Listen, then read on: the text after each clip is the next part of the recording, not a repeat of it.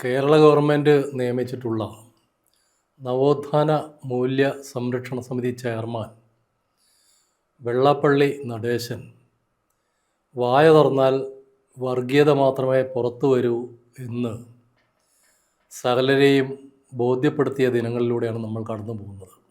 കഴിഞ്ഞ ദിവസങ്ങളിൽ അദ്ദേഹം രൂക്ഷമായി ആക്രമിച്ചത് CPI യെയാണ്.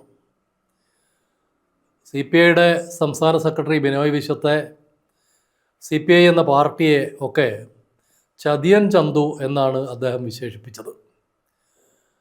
ഇടതുപക്ഷ ജനാധിപത്യ മുന്നണി ഗവൺമെൻറ്റിൽ നിന്ന് കിട്ടാവുന്ന ആനുകൂല്യങ്ങളൊക്കെ വാങ്ങിയിട്ട് നന്ദി കാണിക്കാതെ വിമർശനം ഉന്നയിക്കുകയും മുന്നണിയുടെ സുഗമമായ പ്രവർത്തനത്തിന് തടസ്സം സൃഷ്ടിക്കുകയും ചെയ്യുകയാണ് ഈ ചതിയൻ ചന്തു ചെയ്യുന്നത് എന്നാണ് വെള്ളാപ്പള്ളി പറഞ്ഞത്.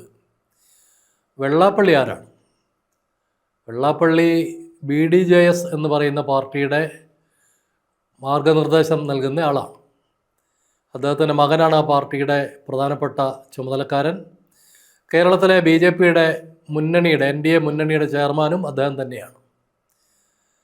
ഒരേ സമയം CPMലും BJPയിലും നിൽക്കാൻ കഴിയുന്ന സാമർഥ്യമുള്ള വെള്ളാപ്പള്ളി നടേശൻ CPIയെ ആക്രമിച്ചിട്ട് കാര്യമായ പ്രതികരണമൊന്നും CPI നേതാക്കളിൽ നിന്ന് വന്നിട്ടില്ല. ബിനോയ് വിശ്വം ദുർബലമായി ചിലതൊക്കെ പറഞ്ഞ് പ്രതിരോധിക്കാൻ ശ്രമിക്കുന്നുണ്ട്. പക്ഷേ അദ്ദേഹത്തിന് ഉറപ്പിച്ച് എന്തെങ്കിലും പറയാനുള്ള രാഷ്ട്രീയ കാലാവസ്ഥ ഇപ്പോൾ കേരളത്തിലില്ല.